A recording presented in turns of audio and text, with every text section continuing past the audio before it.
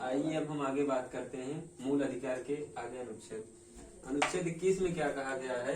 प्राण एवं दैहिक स्वतंत्रता की बात की गई। मतलब इसमें आपको जीने का अधिकार दिया गया है। मतलब आप ना तो सुसाइड कर सकते हैं, ना तो आप दूसरे को मार सकते हैं, न खुद अपनी जान ले सकते हैं। आपको जीने का अधिकार दिया गया है। प्राण एवं दैहिक स्वतंत्रता, आपके दैहिक मतलब शरीर की स्वतंत्रता दी गई है। और इसी में एक और अधिकार दिया गया है, निजता का अधिकार, राइट टू प्राइवेसी। आप अपनी कोई भी चीज अपनी प्राइवेट मतलब प्राइवेसी रख सकते हैं, कोई भी चीज। और 21 के काम में क्या कहा गया है, इसमें 6 से 14 वर्ष के तक के बच्चों को उनको निःशुल्क शिक्षा का अधिकार दिया गया है। प्रारंभिक निःशुल्क शिक्षा का अधिकार दिया गया है। अब अनुच्छेद 22 में 3 अधिकार दिए गए हैं। एक, आप गिरफ्तार से पहले वारंट मांग सकते हैं, पूछ सकते हैं कि गिरफ्तारी से पहले वारंट। और दूसरा ये है कि आपको गिरफ्तार के बाद 24 घंटे के अंदर आपको न्यायालय में प्रस्तुत करना अनिवार्य है। और तीसरा ये कहा गया है कि अपने पसंद का आप वकील रख सकते हैं। मतलब आपको गिरफ्तार करने के बाद आप अपने पसंद का वकील रख सकते हैं। आप तो चाहे छोटा रखिए, चाहे महंगा, चाहे जिस तरह का आपको जो अच्छा लगे वो रख सकते हैं। अनुच्छेद 23 में क्या कहा गया है कि ना तो आपसे कोई बलात्श्रम करा सकता है, ना तो बेगारी करा सकता है। बलात्श्रम का मतलब ये होता है कि जबरदस्ती काम करवाए, काम भी करवाए और पैसा भी न कर दे। और बेगारी का मतलब ये होता है कि आपसे यहाँ मतलब दोनों में जबरदस्ती काम कराया जाता है क्या, फिर उसके बाद पैसा। लेकिन जहाँ बात आ जाती है राष्ट्रीय सुरक्षा की बात, वहां से आपसे बलात्श्रम भी करवाया जा सकता है बेगारी से। अब देश में कोई आपात स्थिति आ जाए तो वहां आपसे दोनों करवाया जा सकता है, लेकिन वैसे आपसे कोई नहीं करवा सकता है।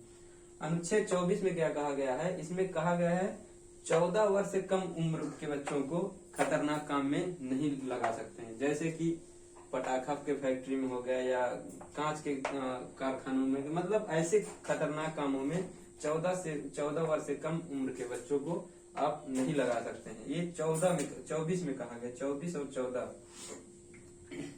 अनुच्छेद 25 में क्या कहा गया, इसमें अंतःकरण की बात की गई है। मतलब आप जो धर्म आप अपना रहे हैं वो अंदर से अपनाइए।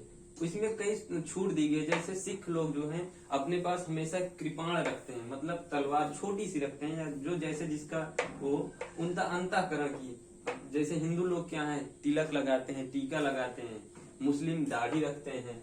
अब भाई जिसको रखना है रख सकता है, नहीं रखना है मत रखिए। अंतःकरण आपकी अपनी स्वतंत्रता है, पर मन मत रखिए, नहीं तो कोई बात नहीं। 26 में क्या कहा गया, आपको सामूहिक धार्मिक स्वतंत्रता दी गई है। मतलब कि आप चाहे तो अगर यज्ञ आपको करना है तो सड़क पे कर सकते हैं, हवन करना है तो सड़क पे कर सकते हैं, नमाज पढ़ना है तो आप सड़क पे पढ़ सकते हैं। लेकिन क्या होता है, न यज्ञ हमेशा के लिए होता है, न हवन। मान लीजिए यज्ञ 5-6 दिन के लिए होगा, हवन भी 1 हफ्ते के लिए होगा, नमाज भी मान लीजिए कितना देर पढ़ेगा, 15 मिनट पढ़ेगा, उसके बाद तो हट जाएगा। इसलिए उसको सामूहिक धार्मिक स्वतंत्रता दी गई है।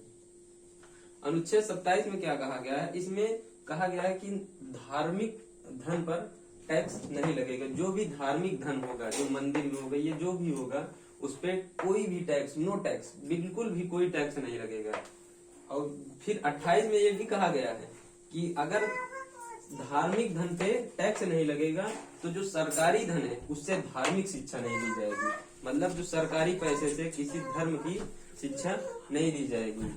29 में क्या कहा गया है, इसमें ये बात की गई है, भाषा एवं संस्कृति के आधार पर आप किसी को रोक नहीं सकते। मतलब कि कोई क्या कहते हैं, जैसे हम लोगों के यहाँ यूपी बिहार ये सब उत्तरी क्षेत्र में, उत्तर भाग में हिंदी ज्यादातर बोली जाती है। तो अब यहाँ से कोई मलयालम का आ गया या कोई और भाषा का आ गया तो आप उसको कहीं पढ़ने के लिए कहीं भी आप रोक नहीं सकते। या उसकी संस्कृति अलग है, जैसे नागालैंड की है, वहाँ ज्यादातर लोग वैसे रहते हैं बिना कपड़े के।